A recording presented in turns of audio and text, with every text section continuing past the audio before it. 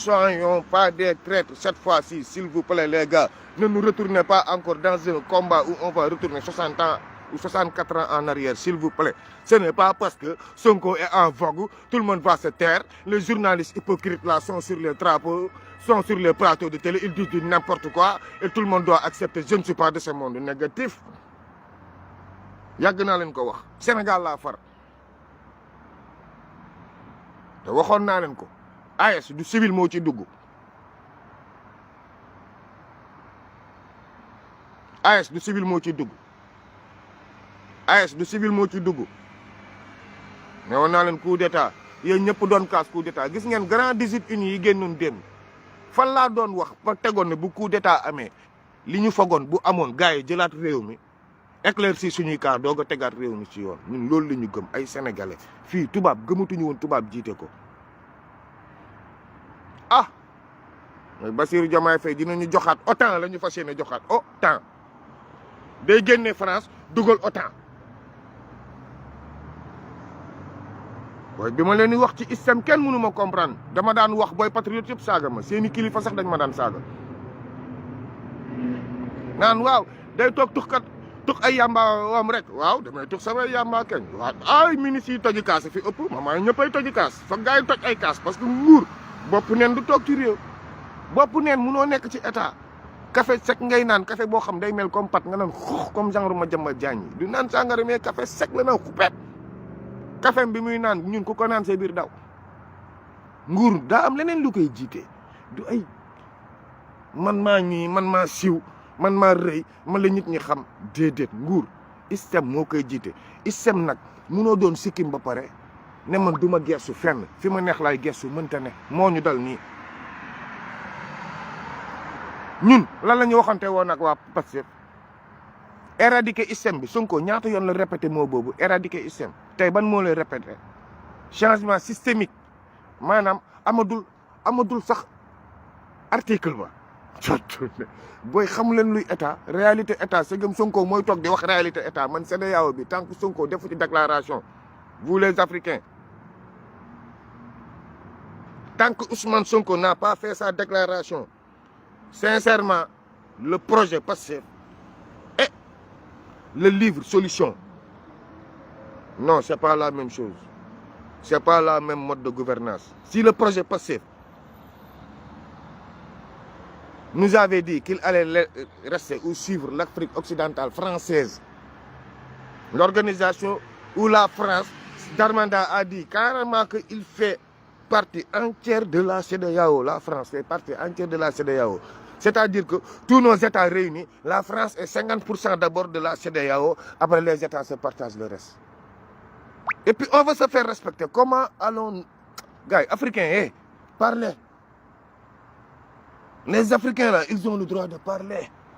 Maison de l'esclave, l'aide de l'esclave, tout ça est au Sénégal. C'est à partir de Saint-Louis du Sénégal, 1659, que les Blancs, la France a réussi à coloniser l'Afrique. Je ne te dis pas le Sénégal, mais l'Afrique. Le dernier roi tué, c'était Lat Dior, 1886. C'est après la grande conférence de Berlin, 1885, ils n'avaient pas encore exécuté Lat Dior. Raison pour laquelle ils ont reporté les signatures jusqu'en 1886. L'histoire est là. Et vous voulez que personne n'en parle ou quoi? Parce que c'est Sonko qui est élu. Donc Sonko a toujours raison. S'il veut nous faire retourner chez les Blancs, c'est un traître. Point. C'est lui qui nous fait retourner chez les Blancs là. Chez l'Occident, c'est un traître. Les Blancs là, on n'a que des intérêts et des choses à faire. Mais la CEDEAO là, c'est impossible. La CEDEAO a dissous le passif. Moi, je ne reconnais pas le passif devant la CEDEAO. Moi, personnellement, man, je ne vous reconnais pas devant la CEDEAO. Yen nak yen fa dem. Luñ leen waxal yen la. Man duma tok cour de justice bu ma ne boko terroriste nga, raykatu nit nga, violeur nga, fenkat nga ci diffamation bi. Yaa def lii yëpp Sénégal ba tax na kon li Macky Sall wax moo nekk ci yoon Ousmane Sonko ak parti mënatuñu bokk ci dara. Tey nag Ousmane Sonko ak parti ñëw dem di buruxlu CEDEAO ñi nga xam dañ leen seexlu woon démb tey yéen a fa dem buruxlu ba naan yéen da ngeen di des def li seen ancêtre sa ancêtre yow Léopold Sédar Senghor mooy séeréer moom mooy jaam bàyyil wax suñuy ancêtre man sama benn ancêtre du jaam Bassirou Diomaye Faye yow la sa ancêtre di jaam pas man sama yos Senghor moo jaame Sénégal jël ko jaay ko ndey tubaab bi pas man sama yos négatif Je ne fais pas partie des Sénégalais qui font partie de la CEDEAO. Négatif, je ne fais pas partie. Chers Africains, ce sont eux, leurs ancêtres. C'est un Sérère, non. Il n'a qu'à s'assumer. Senghor, c'est un Sérère, c'était un traître. Donc lui, s'il trahit, c'est un traître. Il a suivi le pas de ses ancêtres. Point final. Moi, je ne passe pas par 4 mots. Personne ne va m'emmerder. Man dëgg moo ma sonal jaal ak wa ning mal baatinu doo falu di duul ñii ñu naan leen dof yéen ngeen bëgg ñëw duul ñu nangu seen i duul ba pare bëgg na ñee ay dof déedéet bokk ci dof yee ma gënal bokk ci fenkat yi point.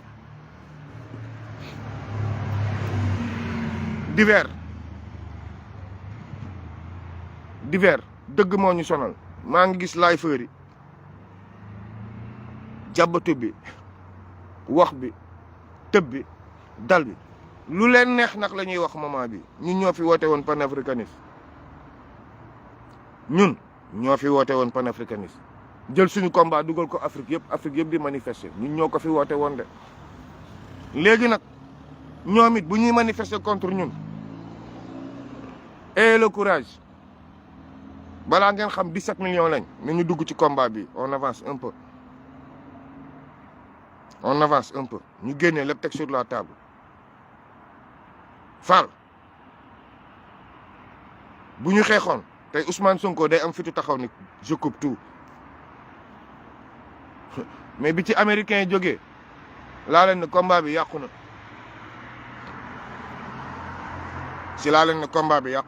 bi ci tubaab duggee laa leen ne combat bi yàqu na ndax bés bu ñu seen génnee ci coono bi dañuy imposer gars yi te gars yi da ngeen foog ni ñii ñoom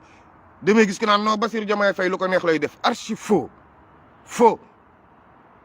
bu doon Bassirou Diomaye Faye lu ko neex lay def bii heure Macky Sall du fi jóge archi faux c'est parce que vous êtes méconnaissable de l'État président lu ko neex lay def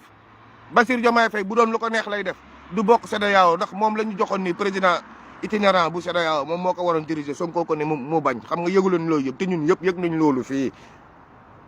moo tax ma ne leen livre solution ak livre passif bi le projet c'est pas pareil il y a une grande différence le projet passif est tout sauf panafricain il a l'orthodoxie étatique le projet passif s'est fait imposer l'orthodoxie étatique donc le projet passif n'était pas encore prêt wa ilaa bokk seen ñun ci boole nii li ñu ñëw pour ku nekk yokk ci sa xam-xam te ñenn ñi jàppal ne coalition lañ demee coalition boobu ñu si bëri c'est des occidentaux coalition boobu ñu si bëri Bolloré falaa yem du ma dugg ci débat bi bëgguma tooñ ñu naan kërëb mu ngi alerté mu ngi duggaat ci biir gouvernement bi déedéet coalition bi c'est du passé falu nañ ba pare mais ñu bëri Bolloré moo si jàpp munoo nag Macky Sall jàpp ci coow li ñëpp jàpp ci coow li ba pare nga ñëw génn CEDEAO munta nekk mais nag wax sénégalais yi dëgg moo gën a wóor nga wër ni ba africain yi di ñu saaga di ñu dóor te ñemee woo wax dëgg bi doo mos a wax dëgg bi lu dul taxaw di orthodoxie état léegi ngeen dégg naa fekk xaraamata njaay yëpp génn nag commencé yii la CEDEAO c'est notre CEDEAO sénégalais gën a ñef ndayam ci àdduna hypocrisie bu damba ndayam la Sénégal am tey maa ngi dégg tey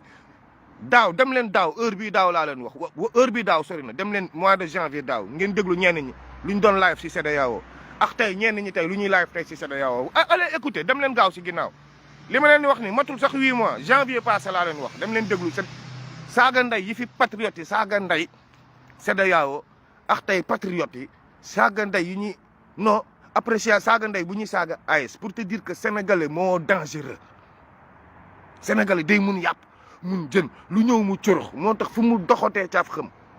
fu sénégalais doxat Europe da ngay sentir ni bii du doxatu kenn ñun la ndax géej gi yéeg gi yëpp a forox te dañ koy dajale dóor ndayam sénégalais yi def lu ko neex mu wax te du hésiter da ngay gis ku toog di live léegi maa ngi seetaan live léegi da ngay gis ku toog di seetaan live ni muy waxee mu leer na ne moom xam na ne day fen ndax xam na ne moom xoola mamaay propagande gouvernement lay def wala non nañu wax gars yi lu leen neex xëy nañu fal ñu nañu wax seen poste ndey man ku yaakaar ne ay poste day tax du ma la wax dëgg bés boo ma faloon poste sa wet ba jalgati ngay gën a xam ne maa la gën a dof c'est sa bureau laay ñëw fëgg wax la nday lu ma lay wax romb la laaj leen ñi ma xam nekkuma ci ay kolo il faut qu'on se respecte yéen journaliste manipulateur pacifiens yi nag laay wax ni nekk ci plateau yi bëgg di saaga ñeneen ñi rek ndax kenn di wax sa idéologie yéen it revenez sur terre revenu sur terre gars yi ñoo fi diggee woon lii ne lii lay demee ñële gisuñu ko am nañ droit wax am nañ droit wax et ils vont parler man ñëpp mënuñu ñëw faral ndayu Pastef mënut a nekk ñëpp mënuñu ñëw faral ndayu président Bassirou Diomaye Faye mënut a ne foog ngeen bàyyi gars yi développer seen idée CEDEAO nag Pastef ñoo fa buruxlu mais CEDEAO dafa dàq ndayu Pastef tas ndayu Pastef ne bokk leen ci dara ay dëmm ngeen ay terroriste ngeen tey nag yéen a dem buruxlu ba ne ko yéen a gën ci organisation kon kan moo ñàkk jom entre Occident ak ñun kan moo ñàkk jom kan moo ñàkk jom wax leen ma ko kan moo ñàkk jom gi fu mu féetee waaye gars yi foog ñu respectante waaye tey waxante dëgg dëggoo ci ndey africain yëpp Ousmane Sonko fu mu toogee fii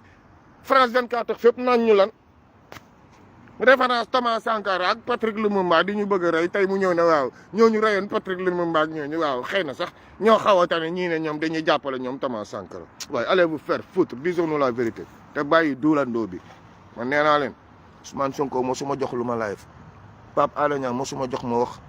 Maître Clédor mosuma jox ma wax kenn si ñoom mosuma jox ma wax def naa ba boo ma woowee di ma wax damay tëb sa ndey ñoom ñëpp attendez di nga déglu ñuy wax si live fër yëpp sauf man parce que sama arrogance moo leen jàqal soo ma woowee dama lay saaga ndey taxaw di la déglu mënoo si man dara te buñ jàkkaarloo woon tam noonu laa koy defee dama lay saaga ndey taxaw déglu la dara mënoo kenn joxuma ma wax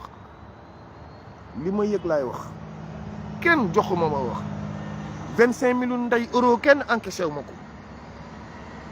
soxlaa ma bokk Russie kii blanc la France caquette blanche la soxlaa ma bokk ci kenn freelance laay dund xam nga lu may dund sama bopp nga xam lu ma sentir laay wax bu Sonko taxawoon léegi jalgati ma ne ko da ngay fen coow li jeex man loolu laa gëm mais mu fen nga naa ko non c'est que VAR la non c'est que VAR yi sax non c'est que gisul leen non c'est que déedéet kay disez les mots tels qu'ils sont ndax moom noonu la koy waxee nit ñi Ousmane Sonko noonu la ko daan waxee kilifa day fen mu ne ko carrément da ngay fen waaye léegi yéen nag da ngeen di bëgg a ñëw ñii di wër wax di gauche droite bàyyi leen wër wax Sénégal bàyyi leen naaféqitisme biologique bi ñu amee na gars yi sori le naaféqitisme biologique man encore une fois ab malien moo ma nàmpal kon seen jikko sénégalais le douletisme duulandoo boobu àndandoo na rafet nekkuma ndey ci loolu gëw ma lu rafet ak lu ñaaw xam nga lu ma gëm dëgg fu ma koy dóor rek àjjana ak safari sama baleeku yi xam nga lu ma gëm dëgg xàmmeewu ma ci kii ma jur xàmmeewu ma ci sëriñ dam leen laaj ma ay sëñ Moustapha Saliou dëgg xàmmeewu ma ci kenn saa ma yekk ko foo xam taaliba yëpp na mu ne bàyyi leen ko noonu lay doxee Fall doxeewu ma fi ngeen di doxee bokkuñu doxin respecté leen booy yi yaa ngeen ni manipuler nday xelu booy yi ba moment yi xoola booy yi xamatuñu AS la ñuy taxaw xamatuñu CEDEAO la ñuy taxaw laay fër yëpp di dóor ki ci ñi ciy dóor ñëpp ñu ngi calculer waaye gars yi yàlla na gars yi dikk géew waaye allez faire foutre